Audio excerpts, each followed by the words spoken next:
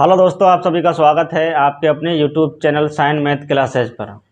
तो चलिए आज त्रिभुज को यानी ट्रायंगल को आगे बढ़ाते हैं। इसके 3 पार्ट कंप्लीट हो चुके हैं। उम्मीद करता हूं आपने तीनों पार्ट देखे होंगे और आज इस चौथे पार्ट को करेंगे। इस क्लास में आपको रेलवे और एसएससी में पूछे जाने वाले सवाल यानी लंब केंद्र से जितने भी सवाल पूछे जाते हैं एग्जाम में, उन सभी के बारे में इस वीडियो में चर्चा करेंगे।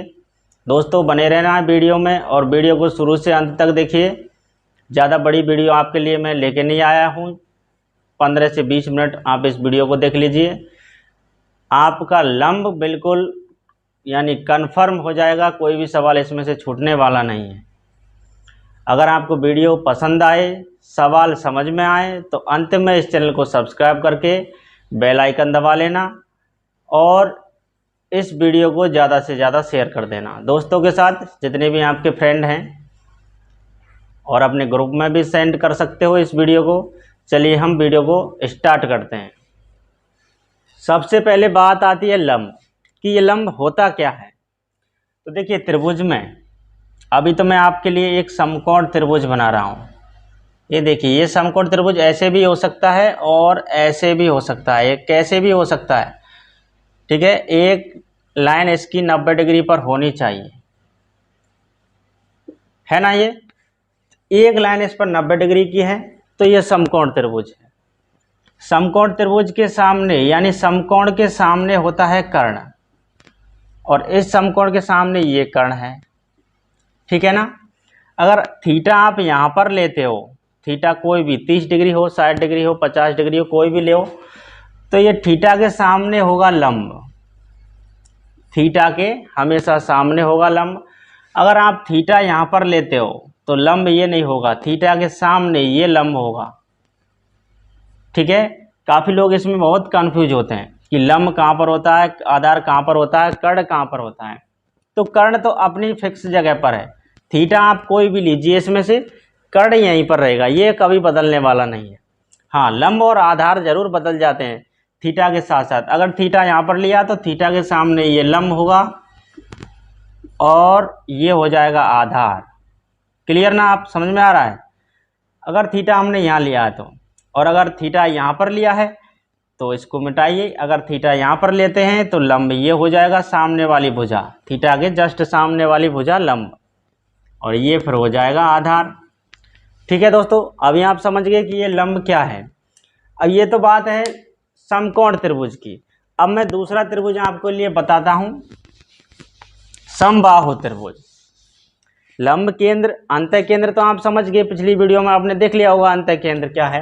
अंतः केंद्र क्या है, ये त्रिभुज है, इस कोण के समद्विभाजक। समद्विभाजक का मतलब है कि कोण को समान 2 भागों में बांटना।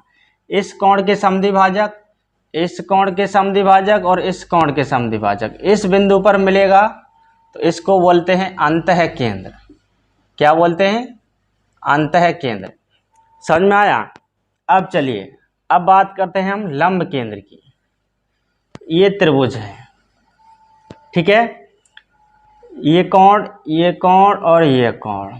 अभी हम इसको समबाहु त्रिभुज लेके काम करेंगे। समबाहु त्रिभुज मतलब जिसकी तीनों भुजाएं बराबर तो 3 कोण भी बराबर।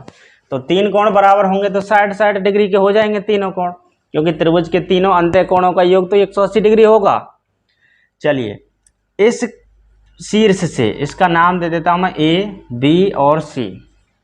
इस शीर्ष से हम एक लंब डालेंगे AC पर, तो लंब का मतलब है कि ये 90 डिग्री पर जाएगा।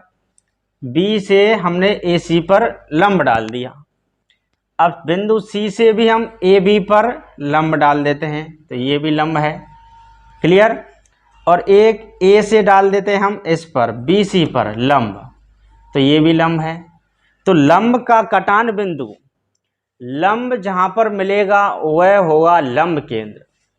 तो लंब, तीनों लंब कहां पर मिले, BC लंब है, और चलिए इसको नाम दे देता हूं ABCD E और F। BE लंब है और CF लंब है, AD लंब है। तो ये होगा इसमें लंब केंद्र, लंब केंद्र। ये समबाहु त्रिभुज है। समबाहु त्रिभुज को आप न्यून कोण त्रिभुज भी कह सकते हैं। क्यों? न्यून कोण मतलब 90 से कम होगा, क्योंकि ये समबाहु त्रिभुज है तो 60 60 60 तीन भुजा होंगी इसकी, तो 60 या 180 डिग्री होंगे। तीनों कोणों का योग 180 हो जाएगा ना। यानी आप लिख सकते हो यहाँ पर नोट बना के कि समबाहु त्रिभुज को न्यून कोण त्रिभुज भी कह सकते हैं। न्यून कोण त्रिभुज भी कह सकते हैं। भुजा के आधार पर तो यह समबाहु त्रिभुज है, और कोण के आधार पर अगर बात करें तो 90 से प्रत्येक कोण कम है इसका, तो इसलिए ये न्यून कोण त्रिभुज है। अभी आप लंब केंद्र बताओ, समझ गए कि नहीं समझे? अगर आपसे पूछ ले कि न्यून कोण त्रिभुज में लंब केंद्र कहां पर होता है, तो लंब केंद्र होता है त्रिभुज के अंदर। क्लियर ना? अगर आपसे पूछ ले कि समबाहु त्रिभुज में लंब केंद्र कहां पर होता है, तो होता है भाई त्रिभुज के अंदर। लंब का कटान बिंदु होता है लंब केंद्र। क्लियर? अभी आपको समझ में आ गया होगा कि लंब केंद्र है।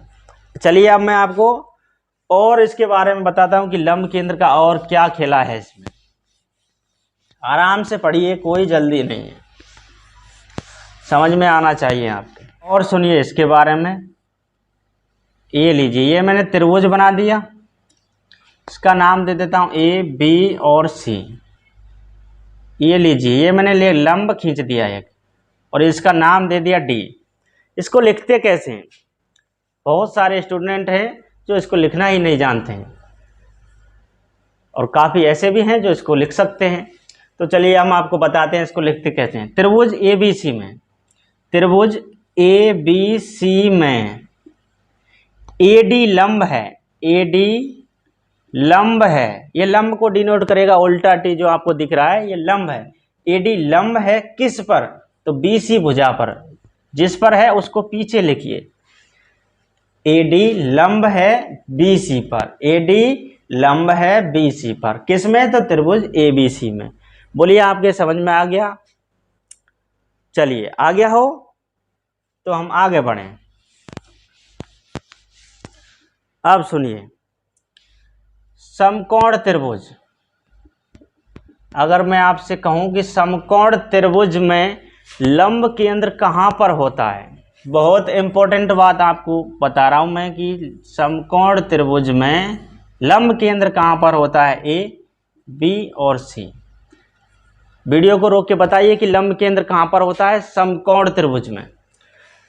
तो आपको बता दें कि समकोण यानी लंब केंद्र कब होगा? तो लंब केंद्र तो जब होगा जब तीनों लंब एक दूसरे को जिस बिंदु पर काटेंगे वह लंब केंद्र हो जाएगा। यानी लंब का कटान बिंदु ही तो लंब केंद्र होता है। तो चलिए सुनिए, इस भुजा को मैं आगे की तरफ बढ़ा दूं। चलिए, ये बढ़ा दिया मैंने। इस भुजा से एक लंब खींच सकते हैं हम, ऐसे खींच दिया। यानी इस भुजा से हमने लंब खींच दिया, इस भुजा से हमने लंब खींच दिया। लंब का मतलब 90 डिग्री पर। तो ये भुजा रह गई है, तो इस भुजा से कैसे लंब खींचेंगे? तो आप ऐसे इससे खींच सकते हो, ऐसे लंब। तो तीनों लंब इस बिंदु पर आकर मिले, ये भी और ये भी। तो लंब केंद्र क्या बताया था मैंने? तो लंब का कटान बिंदु, तीनों लंब का कटान बिंदु लंब केंद्र होगा, जो समकोण वाले शीर्ष पर है। यानी आपसे पूछे सवाल कि समकोण त्रिभुज में लंब केंद्र कहां पर स्थित होता है, तो आप आंसर देंगे कि समकोण त्रिभुज में लंब केंद्र समकोण वाले शीर्ष पर स्थित होता है। जो हमने एक लंब 90 डिग्री बनाया था ना, यहां पर स्थित होता है। तो ये हो गया लंब केंद्र।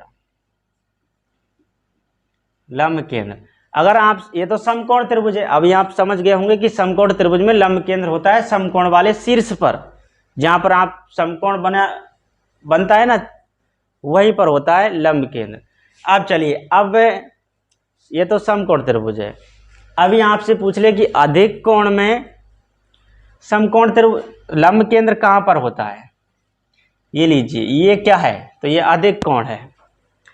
अधिक कोण है, इसका मतलब ये आप कुछ भी दे सकते हो, उसको 100 डिग्री दे सकते हो, 110 डिग्री दे सकते हो। तो 90 डिग्री से ऊपर है, तो इसका मतलब ये अधिक कोण है। तो अधिक कोण में लंब केंद्र कहाँ पर होता है? एक तो आपने देखा कि न्यून कोण त्रिभुज में लंब केंद्र होता है त्रिभुज के अंदर, समबाहु त्रिभुज में लंब केंद्र होता है उसके अंदर, समकोण त्रिभुज में लंब केंद्र होता है समकोण वाले शीर्ष पर। अब बात आती है कि अधिक कोण, ये अधिक कोण त्रिभुज है, अधिक कोण त्रिभुज। अब मुझे ये बताइए कि अधिक कोण त्रिभुज में लंब केंद्र कहाँ पर स्थित होगा? इसमें भी तो होगा। तो चलिए, आप काफी लोग कहते हैं कि इस बिंदु पर, इस बिंदु पर नहीं, बिल्कुल गलत बात है। न्यून कोण त्रिभुज होता तो इसमें बीच में यानी त्रिभुज के अंदर हो जाता लंब केंद्र। ये अधिक कोण त्रिभुज है। आप सुनिए, इस बिंदु से आप एक लंब डालिए, तो लंब डालेंगे ऐसे, ऐसे डालेंगे लंब, सीधा नहीं बना क्या, ऐसे डालिए, लंब डाल दिया। इस भुजा से भी लंब डालिए, ऐसे डल गया लंब 90 डिग्री पर सीधा, इससे डाल दिया, इससे डाल दिया। तो इससे कैसे डालेंगे?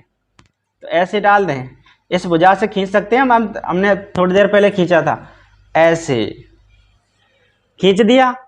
तो लंब तीनों भुजाओं का लंब केंद्र, लंब यानी कि लंब का कटान बिंदु, तीनों लंब का कटान, इसका, इसका और इसका, ये बिंदु है लंब केंद्र। तो ये क्या है? तो लंब केंद्र।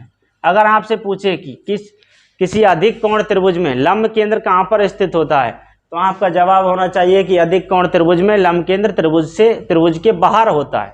कहाँ पर? त्रिभुज के अंदर तो है नहीं, त्रिभुज के अंदर तो अंदर तब होगा जब ये न्यून कोण त्रिभुज होगा, समबाहु त्रिभुज होगा। अधिक कोण त्रिभुज में लंब केंद्र होगा इससे बाहर, त्रिभुज से कहते ही बाहर। बिल्कुल क्लियर दोस्तों, समझ में आ गया होगा आपके। अब जितने भी मैंने आपको बातें बताई हैं इनको आप नोट कर लीजिए, मैं आपको बारी बारी से लिखा देता हूं।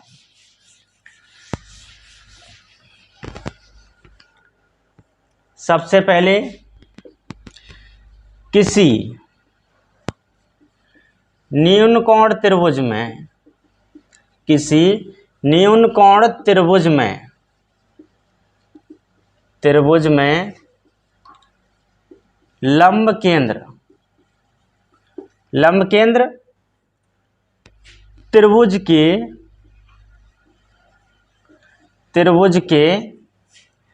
अंदर होता है। कहाँ होता है? अंदर होता है। किसी न्यून कोण त्रिभुज में, न्यून कोण कह सकते हो या समबाहु त्रिभुज कह सकते हो, कुछ भी कह सकते हो। किसी न्यून कोण त्रिभुज में लंब केंद्र त्रिभुज के अंदर होता है, भीतर। चलिए अगला पॉइंट। अब बात आती है समकोण त्रिभुज की। समकोण त्रिभुज में, समकोण त्रिभुज में लंब केंद्र, सवाल यहीं से पूछेगा आपके एग्जाम में, यहीं से कई बार प्रश्न आया है कि समकोण त्रिभुज में लंब केंद्र कहाँ पर स्थित होता है। तो काफी लोग इसमें घूम जाते हैं, गलत आंसर दे देते हैं। लेकिन आज के बाद आप गलत आंसर नहीं दीजिएगा। अगर आप वीडियो को देख रहे हैं तो अब आप सीख गए होंगे और जिंदगी भर इसको भूलने वाले नहीं हैं। समकोण त्रिभुज में लंब केंद्र समकोण वाले शीर्ष पर, कहां पर होता है? समकोण वाले शीर्ष पर, वाले शीर्ष पर, जहां पर समकोण बना हुआ है, जहां पर एक खड़ी हो और एक पड़ी लाइन हो, जैसे एक खड़ी और एक ये पड़ी, तो ये समकोण है, तो यहीं पर होगा लंब केंद्र। क्लियर? चलिए, समकोण त्रिभुज में लंब केंद्र समकोण वाले शीर्ष पर स्थित होता है, स्थित होता है। आराम से नोट कर लीजिए। अगला पॉइंट, अगला पॉइंट क्या बताया था मैंने? तो अधिक कोण त्रिभुज का बताया था। अगला पॉइंट, अधिक कोण त्रिभुज में, अधिक कोण त्रिभुज में कोई भी अधिक कोण हो सकता है। अधिक कोण त्रिभुज में लंब केंद्र, लंब केंद्र त्रिभुज के बाहर होता है, बाहर होता है। 3 पॉइंट मैंने आपको लिखा दिए और 3 ही आपको इसकी बेसिक बातें बताई थी हमको। सबसे पहले पढ़ लेते हैं। चलिए, क्या लिखा है? किसी न्यूनकोण त्रिभुज में लंब केंद्र त्रिभुज के अंदर होता है। कैसे होता है वो मैंने आपको बता दिया। समकोण त्रिभुज में लंब केंद्र समकोण वाले शीर्ष पर स्थित होता है। कैसे होता है ये भी मैंने आपको बता दिया। अधिक कोण त्रिभुज में लंब केंद्र त्रिभुज के बाहर होता है, ना कि त्रिभुज के अंदर। त्रिभुज के अंदर तभी होगा जब वो न्यूनकोण त्रिभुज होगा या समबाहु त्रिभुज होगा। दोस्तों समझ में आ गया? चलिए इसको नोट कीजिए। आइए, नोट कर लिया हो तो मिटा दूं इसको मैं। आपको साफ दिख रहा है? चलिए, साफ दिख रहा है। ये लीजिए, मैंने एक त्रिभुज बना दिया। ये कौन है? ये कौन है? ये कौन है? तो इसका नाम दे देता हूं ए बी सी। इससे हमने एक लंब खींच दिया, इस बिंदु से हमने एक लंब खींच दिया और इससे हमने एक लंब खींच दिया। ए बी सी डी ई और एफ। तो ये तो लंब केंद्र है इसका। अब इसमें त्रिभुज कितने बने हैं इनको देख लेते हैं। 1 2 3 4 5 और ये 6। ये 6 त्रिभुज बने हैं और ये 6 त्रिभुज आपस में कैसे हैं? तो 6 त्रिभुज आपको लगा ऐसे रहा है, लेकिन ये 6 त्रिभुज आपस में बराबर हैं। 6 त्रिभुज आपस में बराबर हैं। सुनिए, इसको मैं ओ नाम दे देता हूं। ए ओ ई, त्रिभुज ए ओ ई बराबर होगा इसके। देखिए, आपने सम्मुख कोण पढ़ा है। अगर आपने लाइन एंगल देखा है वीडियो तो आपको पता होगा कि ये इतना कोण और ये इतना कोण आपस में बराबर होंगे। क्यों? सम्मुख कोण होने से। और ये कोण आपस में बराबर होगा सम्मुख कोण होने से। सुनिए, चलिए अभी तो मैं इसको मिटा रहा हूं। सम्मुख कोण आपने देख लिया होगा। सुनिए, ए ओ ई, त्रिभुज ए ओ ई बराबर होगा किसके? त्रिभुज ए ओ ई। तो इस कोण के सामने ये त्रिभुज है तो बी ओ डी के, त्रिभुज बी ओ डी के बराबर होगा। क्लियर?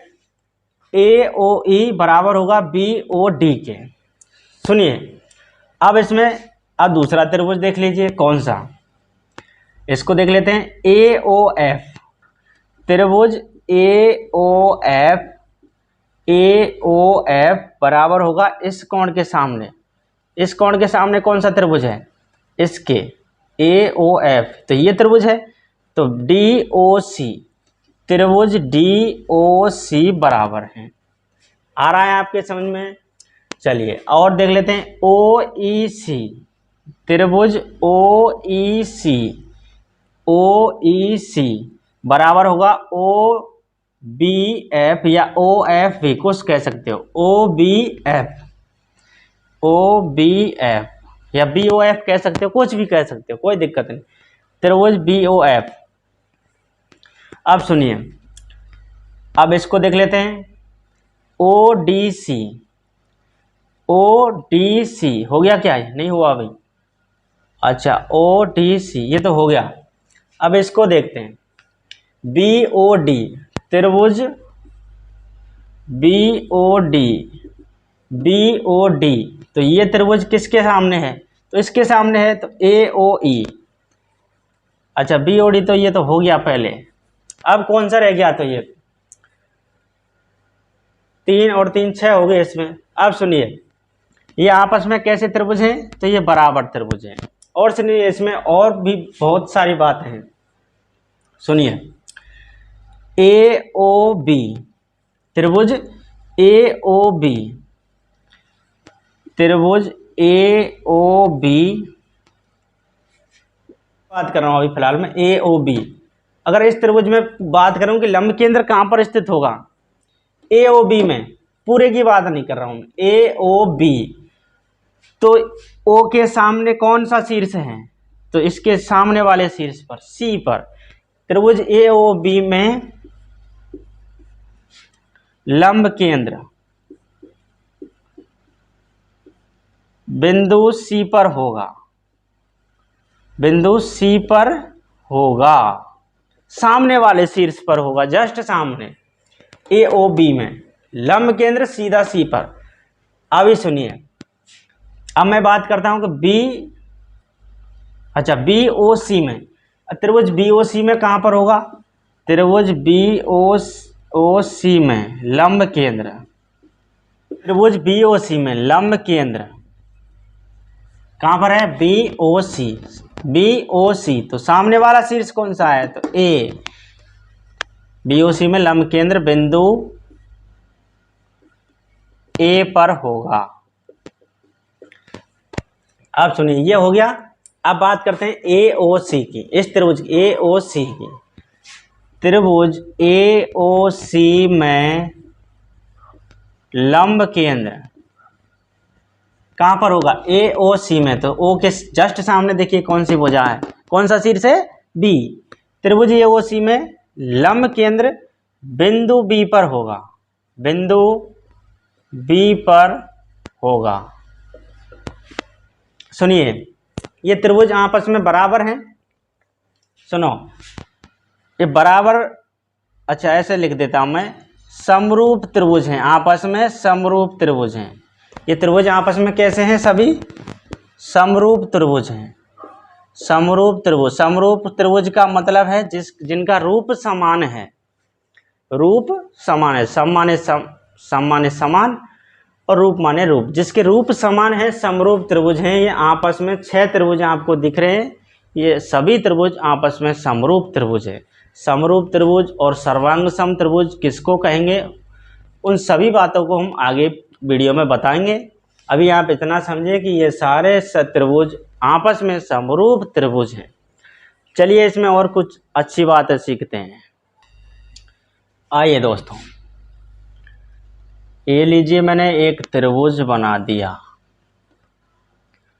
और इसका नाम दे देते हैं ए बी सी। यहाँ से एक लंब खींच दिया डी पर, यहाँ से एक लंब खींच दिया ई पर, यहाँ से एक लंब खींच दिया एफ पर। तो ये तो बिंदु है, ये तो इसका हुआ लंब केंद्र, ठीक है। अब सुनिए, इसमें आपको एक बात और ध्यान रखना है कि वो क्या है कि त्रिभुज ए बी, भुजा ए बी, बी सी और ए सी, इनका योग बड़ा होता है इन तीनों लंब से। मतलब मैं क्या बताना चाह रहा हूँ कि त्रिभुज ए बी सी में ए बी भुजा प्लस बी सी भुजा प्लस ए सी बड़ा होगा किससे?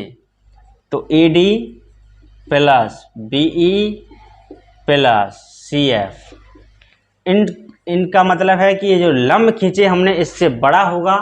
भुजाओं का योग कैसे बड़ा होगा? बड़ा होता है, लेकिन वो कैसे बड़ा होगा उसको आप समझिए। हर चीज़ सिद्ध हो जाती है मैथ में, तो बगैर सिद्ध कीजिए आपके समझ में आएगा ही नहीं। पहले हम आपको सिद्ध करके बता देते हैं, तब आपके समझ में आ जाएगा। तो चलिए, इस त्रिभुज की बात कर रहा हूँ ए डी बी। तो ये समकोण है ना, और ये भी समकोण है, और इससे हमने ये खींचा तो ये भी समकोण है। ए डी बी की त्रिभुज की बात कर रहा हूँ, तो ये तो लंब है, तो लंब के सामने क्या होता है? तो कर्ण। तो कर्ण तो भाई समकोण त्रिभुज में सबसे बड़ी भुजा कौन सी होती है? तो कर्ण है, वही भुजा। तो कर्ण बड़ा है, ए बी बड़ा है इस त्रिभुज में, ए डी बी में समकोण के सामने ये कर्ण है, तो कर्ण बड़ा है, यानी ए बी बड़ी है किससे? तो ए डी भुजा से, यानी ए बी बड़ा है ए डी से। बोलिए दोस्तों, समझ में आ रहा है? चलिए, आ रहा है, ठीक है। ए बी बड़ा है ए डी से। अब सुनिए, अब हम इस त्रिभुज की बात करते हैं, ये बी ई सी की, बी ई सी की। तो ये समकोण है, तो समकोण के सामने कौन सी भुजा है? तो कर्ण। तो बी सी बड़ा होता है, बताओ बी सी बड़ा होता है कि नहीं होता है? तो बिल्कुल होता है। तो बी सी बड़ा है किससे? ये बी सी बड़ा है बी ई से। ये लंब तो ये खींचा ना हमने, ये तो इससे बड़ा होगा ये, यानी बी ई से बड़ा है क्या बड़ा है, तो बी सी। क्लियर। अब चलिए एक और रह गया, कौन सा रह गया, इस त्रिभुज को ले लेते हैं ए एफ सी, इससे ले लेते हैं। तो ये समकोण है, समकोण के सामने कौन है, ए सी, तो ये बड़ा है पूरा, तो ए सी बड़ा है किससे, तो ये जो लंब खींचा हमने सी एफ से, तो इससे ये बड़ा है। अब इन तीनों समीकरण को आप जोड़ दीजिए, जोड़ने पर जोड़ेंगे तो क्या आएगा आपको मालूम है, A B plus B C plus A C बड़ा है A D plus B E plus C F. दोस्तों जो मैंने आपको पहले बात लिखी थी वही आपके सामने दोबारा बात आ चुकी है। A B plus B C plus A C, A B plus B C plus A C बड़ा है A D B E C F C F. तो बताओ भुजाओं का योग लंब के योग के बराबर योग से बड़ा होता है कि नहीं होता है, तो बिल्कुल होता है। अब आप समझ गए होंगे। चलिए इस पर हम आपको छोटे छोटे प्रश्न करवा देते हैं ताकि आपको और भी बेहतर समझ में आ जाए। आइए दोस्तों, दो सवाल हैं और ये सवाल कई बार एग्जाम में पूछे गए सवाल हैं, आपको बड़े ध्यान से देखना है। और उन्हीं में से है सवाल जो मैंने आपके सामने अभी थोड़ी देर पहले बेसिक किया था, उन्हीं में से दो सवाल मैंने आपके सामने रख दिए हैं। चलिए इसका आंसर ढूंढते हैं। समकोण त्रिभुज का लंब केंद्र कहाँ होता है, त्रिभुज के बाहर होता है, समकोणीय शीर्ष पर होता है, या उसके कर्ण पर होता है, या त्रिभुज के अंदर होता है। तो मैंने क्या कहा था कि समकोण त्रिभुज में लंब केंद्र कहाँ पर होता है, तो ये समकोण त्रिभुज बनाया था मैंने, इस लाइन को आगे की तरफ बढ़ाया, इस लाइन को आगे की तरफ बढ़ाया और इससे हमने एक लंब खींच दिया। तो तीनों शीर्ष का यानी तीनों लंब का कटान बिंदु लंब केंद्र, तो यहाँ पर समकोण वाले शीर्ष पर हमने लंब केंद्र आपको बताया था। तो इसका आंसर होगा समकोण वाले शीर्ष पर। त्रिभुज के बाहर बिल्कुल गलत, समकोणीय शीर्ष पर बिल्कुल सही, उसके कर्ण पर गलत, त्रिभुज के अंदर बिल्कुल गलत। तो इस सवाल का आंसर क्या होगा, ऑप्शन नंबर बी समकोणीय शीर्ष पर। आइए अगला सवाल, किसी त्रिभुज में तीनों ऊंचाइयों यानी कि लंब, किसी त्रिभुज में ये जो ऊंचाई है ना, ये ऊंचाइयों यानी कि लंब का योग कितना होता है, तीनों भुजाओं के योग के बराबर होगा, भुजाओं के योग से कम होगा, भुजाओं के योग से अधिक होगा, भुजाओं के योग का दुगना होगा। तो अभी मैंने जस्ट अभी कराया था इस सवाल से जस्ट पहले ही आपको कि किसी त्रिभुज में तीनों ऊंचाइयों यानी तीनों भुजाओं का योग उनके लंब के योग से अधिक होगा और लंब का योग भुजाओं के योग से कम होगा। तो इसमें क्या है, तो तीनों भुजाओं के योग के बराबर बिल्कुल गलत, भुजाओं के योग से कम बिल्कुल सही जवाब, भुजाओं के योग से कम होगा, भुजाओं का योग अधिक होगा लंब के योग से, भुजाओं के योग से अधिक बिल्कुल गलत, भुजाओं के योग से अधिक थोड़ी होगा, भुजाएं तो लंब से अधिक होती है, तो भुजाओं के योग से भी अधिक हो जाएगा क्या, नहीं होगा। तो भुजाओं के योग का दोगुना, ये दोगुना भी नहीं होगा। तो इसका आंसर है ऑप्शन नंबर बी। दोस्तों उम्मीद करता हूँ आपको आज की क्लास पसंद आई होगी, सवाल भी समझ में आए होंगे। अगर आपको ये वीडियो अच्छी लगी हो तो इस चैनल को ज़रूर सब्सक्राइब कीजिए, लाल कलर में नीचे सब्सक्राइब बटन लिख रहा होगा, आप उसको एक बार दबा दीजिए और बगल में जैसे ही घंटी आती है बेल जैसी यानी घंटी जैसी एक बटन दिखेगा, उस पर क्लिक करके आप ऑल नोटिफिकेशन पर सेट कर लीजिए। उसका मतलब है कि हम कभी भी वीडियो अपलोड करते हैं तो उसका आपको जल्दी नोटिफिकेशन जाएगा कि वीडियो डल चुकी है और आप उस वीडियो को आसानी से देख पाएंगे। दोस्तों के साथ शेयर भी कीजिए, कर दीजिए वीडियो को। आपके पास व्हाट्सएप फेसबुक जितने भी ग्रुप हैं सभी ग्रुप में वीडियो का लिंक सेंड कर दीजिए ताकि जो कमज़ोर छात्र हैं वह भी इस ज्योमेट्री को आसानी से सीख जाएं। हम एकदम 0 लेवल से आपको कराएंगे और बिल्कुल हाई लेवल तक आपको ज्योमेट्री कंप्लीट कराएंगे। इसके चौथा पार्ट कंप्लीट हो गया है, अगली वीडियो में इसका 5वां पार्ट कंप्लीट हो जाएगा।